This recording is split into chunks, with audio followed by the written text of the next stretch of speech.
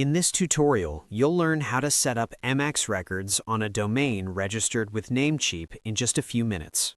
Correctly configuring MX records ensures that email sent to your domain is properly routed to your email provider. To begin, open your web browser and go to the Namecheap website. Once the page loads, click Sign In and enter your account credentials. After logging in, you'll be taken to your dashboard, where you can manage all your registered domains. From the dashboard, navigate to the Domain List section. Here, you'll see all the domains associated with your account. Find the domain you want to configure and click Manage next to it. This will open the Domain Management panel. Inside the Management page, click on the Advanced DNS tab. This section allows you to control detailed DNS configurations, including A records, CNAME records, and most importantly, MX records. Scroll down to the Mail Settings section. You'll see several options for configuring email. Select Custom MX from the drop-down menu.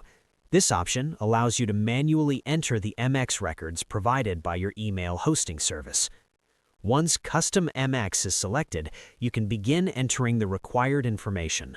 Host, typically at value, the mail server address provided by your email provider, priority, a number assigned by your provider, TTL, usually left at the default setting. Be sure to carefully type the exact values provided by your email service.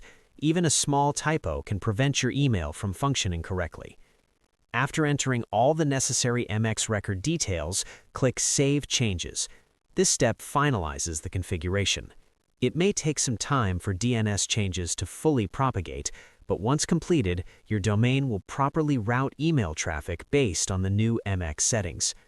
By following these steps, you can quickly and confidently configure MX records on your Namecheap domain and ensure your email system is set up correctly.